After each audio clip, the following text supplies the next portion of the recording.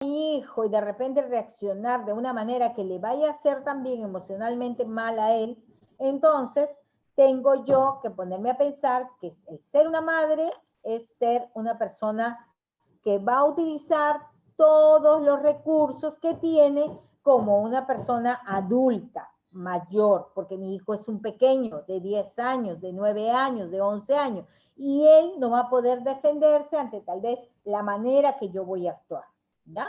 Intentar cambiar mis creencias. Bueno, las creencias, por ejemplo, vienen de todo lo que es las facultades que han tenido nuestros padres, nuestros abuelos en nuestro hogar. Y nosotros tomamos, cuando hacemos nuestro hogar, tenemos nuestros hijos, a veces comparamos nuestra crianza con la que hemos tenido, ¿no? Con la que tenemos con nuestros hijos. Acuérdense que los tiempos van cambiando, ¿no? Y lo que yo tengo que tomar es lo que me sirve de mis padres para utilizarlo con mis hijos, para buscar estrategias. Pero no quiere decir que como me criaron a mí, como me restringieron a mí, utilizaron ese tipo de autoridad conmigo, yo también lo tengo que hacer con mi hijo o mi hija, porque cada ser humano es diferente, tiene diferente manera de reaccionar. Ni siquiera sus propios hijos son iguales, ninguno de ellos. Tengo plata. Cada uno va a tener su manera especial de querer ser tratado. A uno tal vez quiera ser, uno necesita más cariño, más expresión corporal, el otro, sin embargo, no. Tal vez es más expresión. ¿Ya? Seguimos, por favor, con la siguiente diapositiva.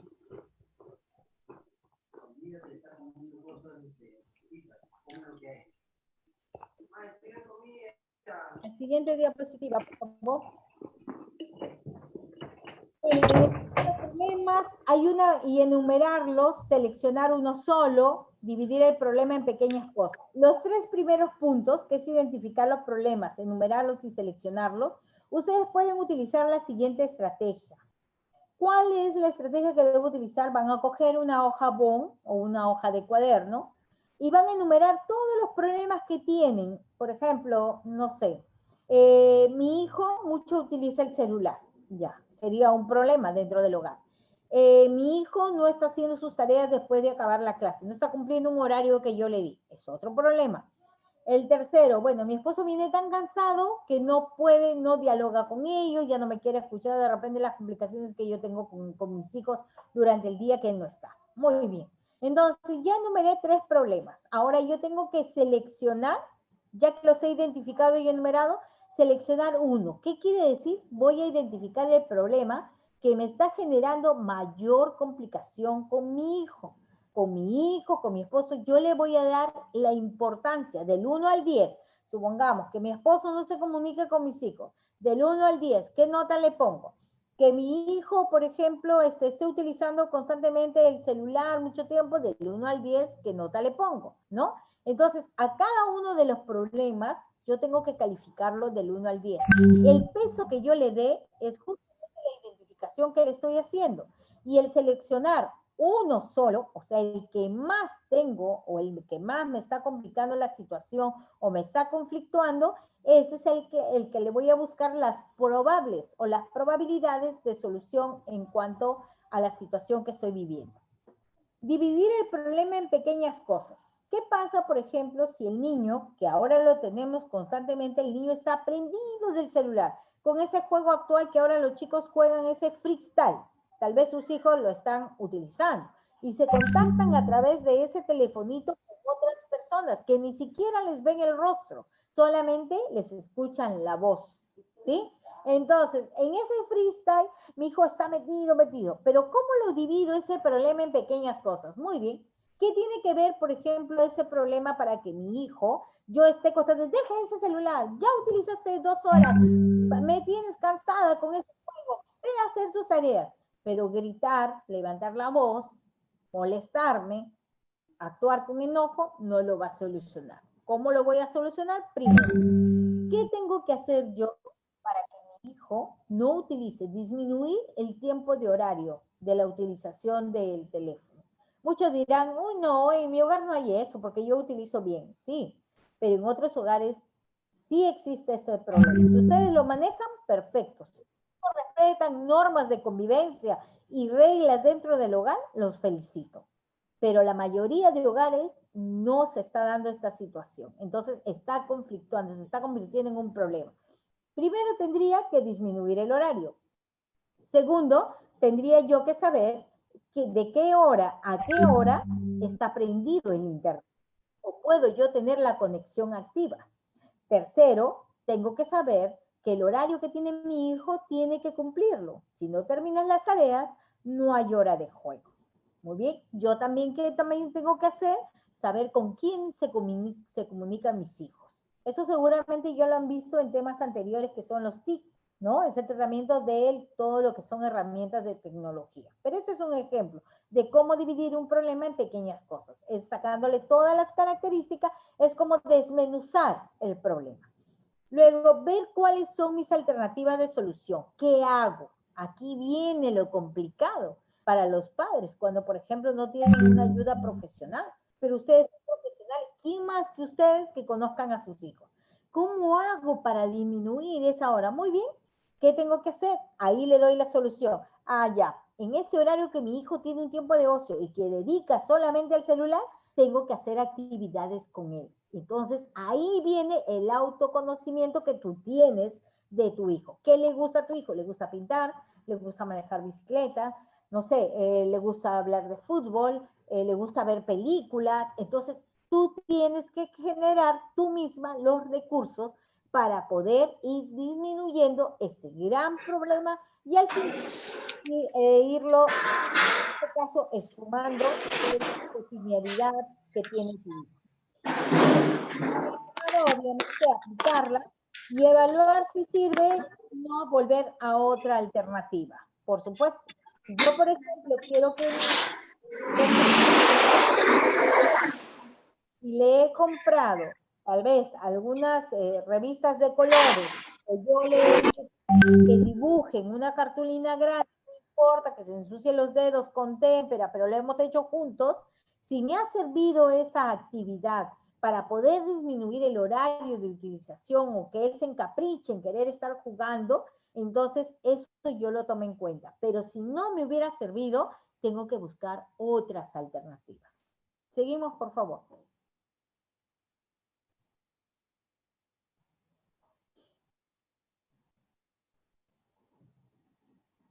¿Y qué debo hacer a nivel fisiológico? ¿Cómo actúa mi sistema? Muy bien, a nivel fisiológico yo tengo que aprender a relajarme. Magdalena, ¿y cómo me relajo? ¿Cómo me relajo si mis dos hijos me sacan canas verdes? Ya no están blancas, sino verdes. Muy bien, pues es que justamente todo tiene un inicio, ¿no?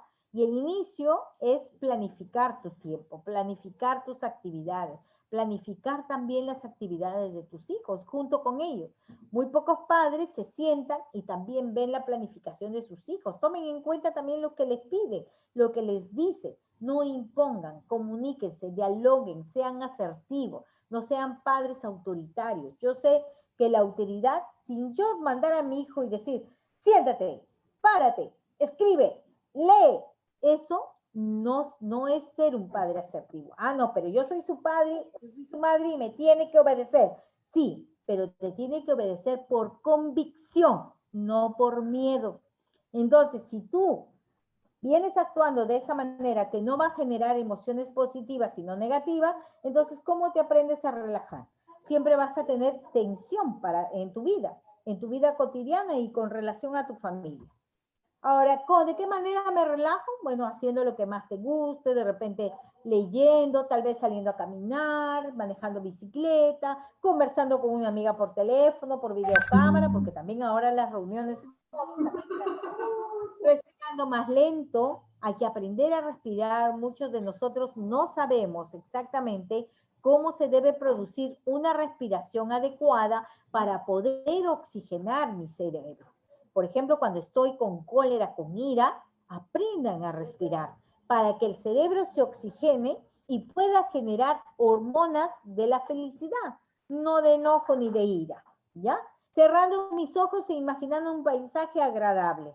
Justamente ahí les he puesto una fotito donde el señor está ahí echado en una mecedora a través de una palmera. Aquí no quisiera estar así, ¿no? Que no pensar en los problemas, pero sí lo puedo hacer. porque mi imaginación es grande. Ustedes no deben perder esa creatividad imaginativa que deben tener, que debemos tener todos los seres humanos. El hecho de ser esposa o pareja, el hecho de ser madre, el hecho de ser una mujer adulta, no quita a que nosotros sigamos con esa actitud, ese síntoma de ser una persona alegre, de ser una persona creativa, de ser una persona impulsadora de cosas positivas que me van a generar, obviamente, me van a generar una actitud de alegría, una actitud de felicidad hacia los demás. ¿Ya? Seguimos, por favor.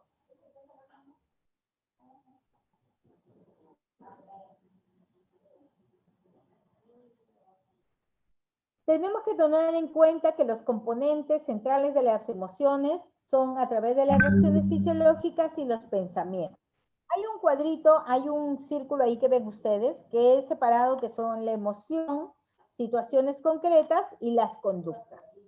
Estos siempre tienen un lazo regular dentro de las reacciones fisiológicas y pensamientos.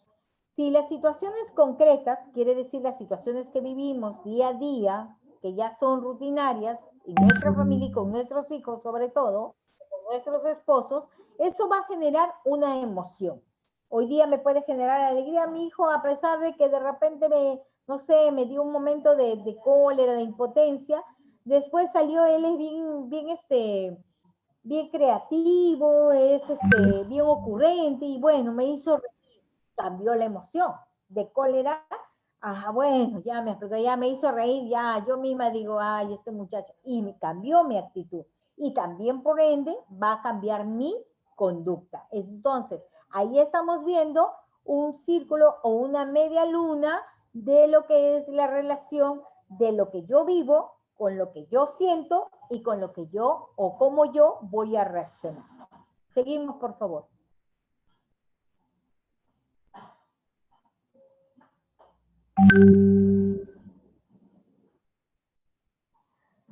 Hay dos emociones totalmente negativas que han generado o han ocasionado conflictos familiares, sea padres con hijos, bueno, en el caso de adolescentes, hijos con padres y también entre parejas. Una de ellas es la ansiedad. Y la ansiedad es un conjunto de sentimientos de miedo, inquietud, tensión y preocupación.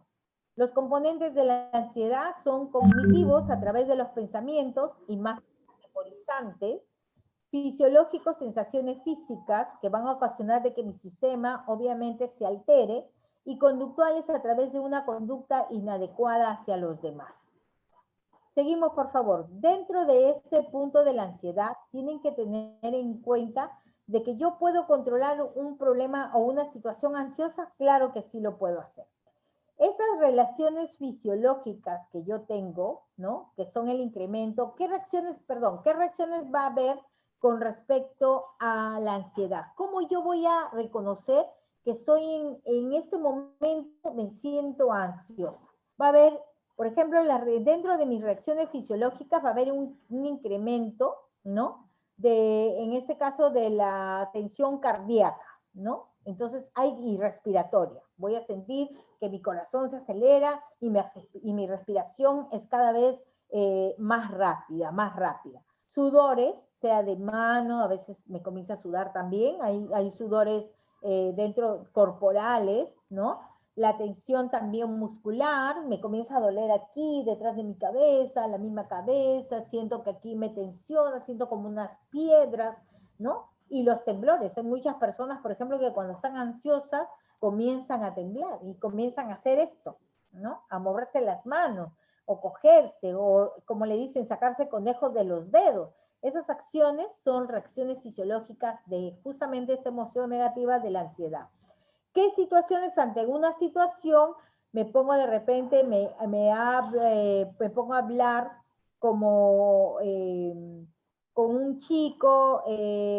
Vamos en esta parte de las situaciones, vamos a hablar con respecto a situaciones dentro de la respuesta de una relación interpersonal, ¿no? En el caso, por ejemplo, de sus hijos, o si ustedes ven reacciones ansiosas, se van a dar también estas mismas sintomatologías. Sus hijos, si no me equivoco, ya tienen entre la edad de 10 años. Acuérdense que ahora la adolescencia empieza desde los 10 años y termina a los 19 o 20. Estamos hablando de adolescencia de primaria, o sea, en primer lugar, o adolescencia inicial, luego tenemos adolescencia intermedia y luego tenemos la adolescencia en la etapa final, ¿ya? Y justamente empieza de los 10 años. ¿Y cómo puedo yo decir que mi hijo ha empezado con estos cambios también de conducta? Es justamente cuando ustedes ven que sus niños tienen unos gustos ya diferentes por el sexo opuesto, ¿no? Hay algo que le genera de repente una simpatía. Ah, mi compañerito, mamá con mi amiguita, y ustedes ven afinidad. Que eso no es nada normal, porque si ustedes recuerden, y hacemos nosotros un recuerdo, también en algún momento de nuestras vidas nos agradaba una situación, un niño o una niña de mi salón, ¿no? O dentro de mi centro de estudios, pero eso es algo natural, porque es algo, ¿cómo les digo? Es algo que no va a tener una consecuencia mayor, ¿no? Es algo que pasamos todos por ese proceso. Entonces, hablar con un chico que le gusta o una chica que le gusta, o en este caso ustedes, tal vez hablar con sus esposos de una situación un poco, puede ser una situación favorable o desfavorable dentro de su nivel familiar, puede generar tal vez algún tipo de ansiedad, ¿no? Como en este caso, sudoraciones o temblores o tal vez el tartamudeo de la voz. Entonces, ante esa situación también yo voy a ver que tengo que realizar acciones que me van a permitir a desenvolverme y a tranquilizar. Luego mis pensamientos, a veces a través de la ansiedad, generan pensamientos negativos que nosotros los llamamos pensamientos catastróficos. ¿Qué quiere decir? Que si yo estoy en un proceso de ansiedad, siempre voy a tener el miedo de hacer mal las cosas. O sea, mi pensamiento es, si yo, por ejemplo, mucho se habló, les doy un ejemplo, mucho se habló de que las mamás con sus hijos ahora compartían muchos temas de repostería en todo lo que es la pandemia, ¿no? Pero si yo soy una persona insegura o tengo un esposo que tal vez, y que es padre de mi hijo o mi hija, que tal vez es un poquito, con el carácter un poco que genera tal vez un poco de temor o miedo, o como que él siempre está así bien recto, le llaman, ¿no? No, su papá es bien recto, su papá es así, no, no, lo recto y lo torcido no existe. Aquí existe lo que es, eres padre, padre, si eres esposo, esposo. Entonces nos ubicamos en esos lugares.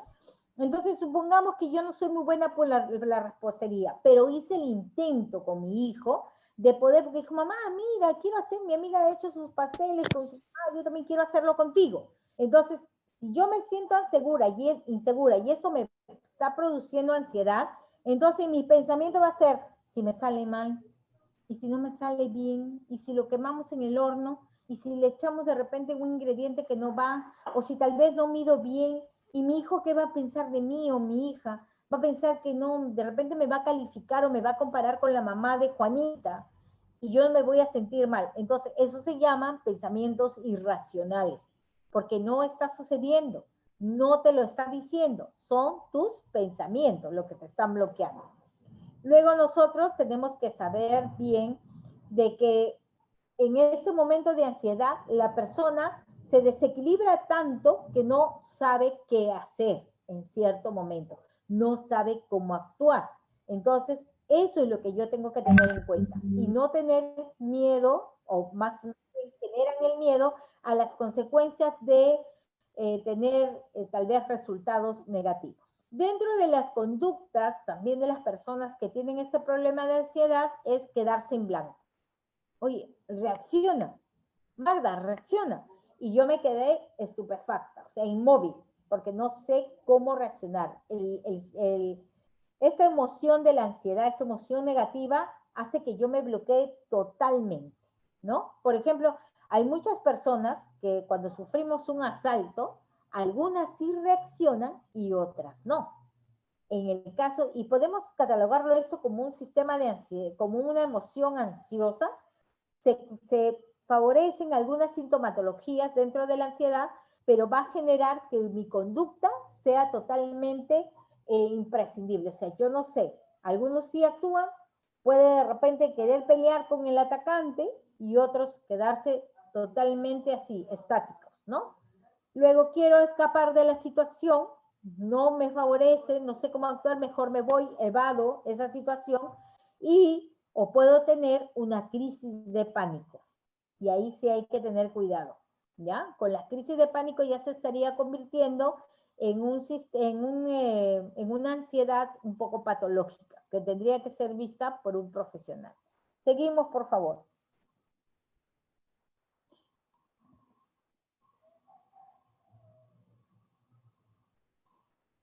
El otro sentimiento o la otra emoción negativa es la ira. La ira es un conjunto de sentimientos de enfado, irritación, rabia, enojo. ¿Quién no ha pasado por esta emoción? Hay muchas situaciones que nos pueden provocar esta emoción. Los componentes son iguales a los de la ansiedad, pero esta ira, este sentimiento o esta emoción negativa sí puede perjudicar a otras personas, porque mi enfado lo puedo expresar con otras, mi irritación también, mi rabia, mi enojo también. ¿Con quiénes? Mayormente son con mis hijos, con mi esposo, con mis padres, con mis hermanos. Entonces todo lo que es nivel familiar es lo que primero justamente va a recepcionar este sentimiento o esta emoción que es totalmente negativa y que va a malograr mis relaciones interpersonales o familiares, ¿ya? Por eso decimos que la ira es una mala consejera. No te va a dejar pensar, ni actuar, ni reaccionar correctamente. Seguimos, por favor.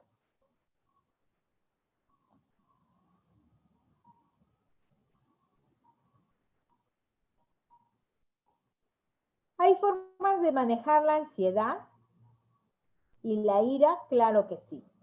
No sé si me podría ayudar un poquito, Daniela, con la imagen, si la podrías reducir un poquito, no sé cómo podría haber forma, porque esto sí, por favor, ya aquí quiero que tengan en cuenta, estos son unos pequeños consejos. No sé si lo podrían reducir un poco la imagen, porque no se está viendo, al menos yo no lo estoy viendo bien, lo estoy viendo un poco distorsionado.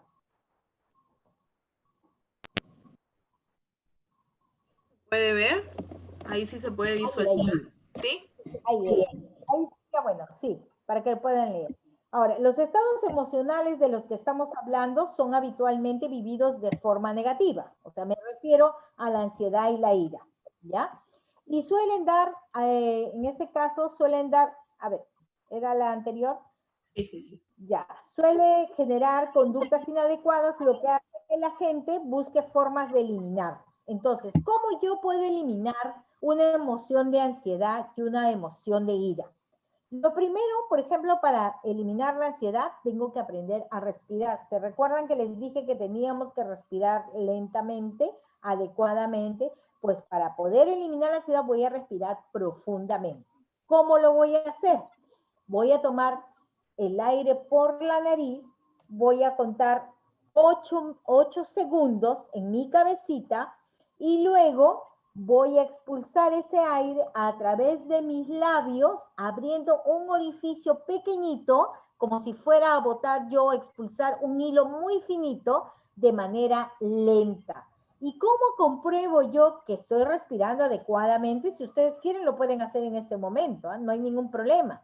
Tomo aire, cuento 8 y luego expulso lentamente, abriendo un pequeño orificio por mis labios.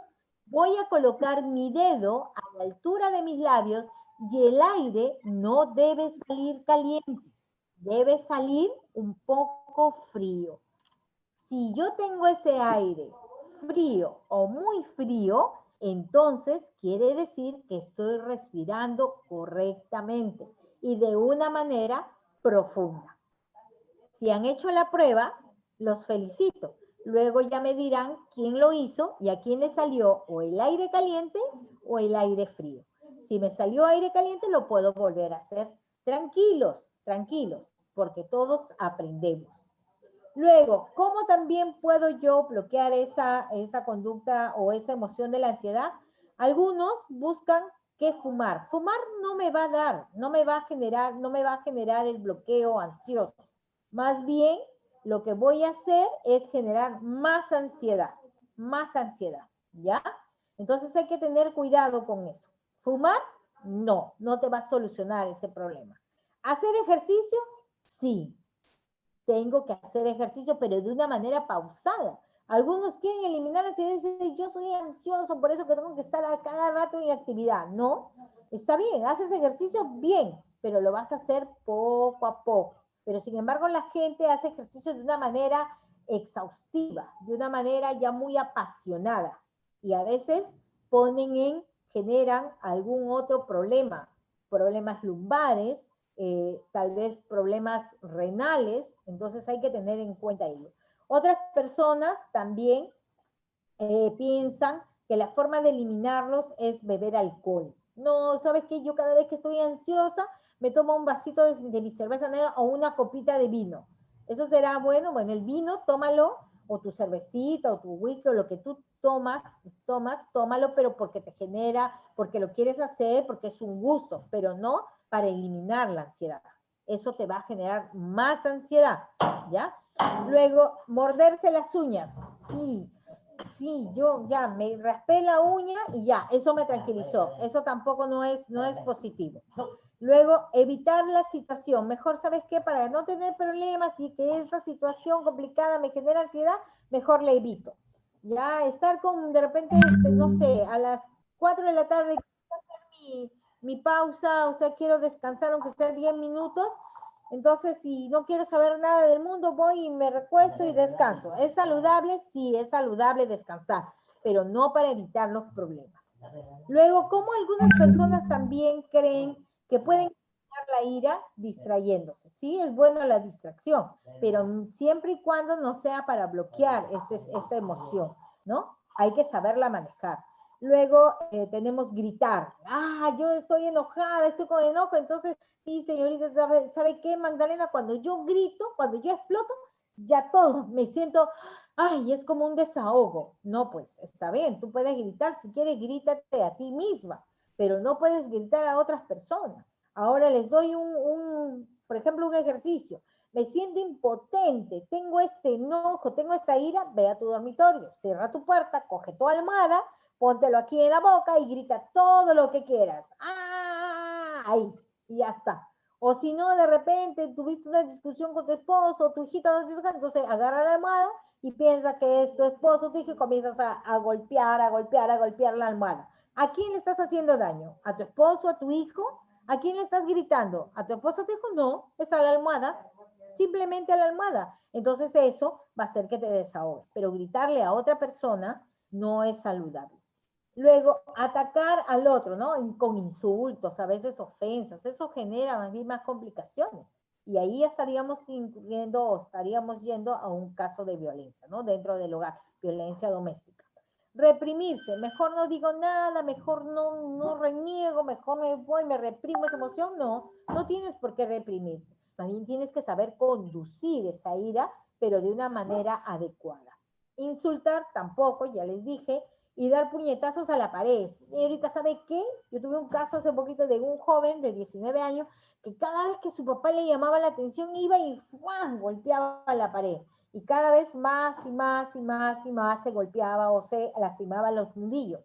Era una manera de controlar, según él, su ira, pero sin embargo hubieron consecuencias. Entonces, no es saludable tampoco dañarse el organismo, ¿no? Algunos se cogen a veces de cabezazos también. Hay niñitos pequeños de 6, 7 años que cuando no les das algo y su rabia, su cólera, van y se dan de cabezazos en la pared. Otros, por ejemplo, se echan en y comienzan a golpearse así, de puñetes en el piso. Eso también ocasiona daño y eso no es saludable. Seguimos, por favor.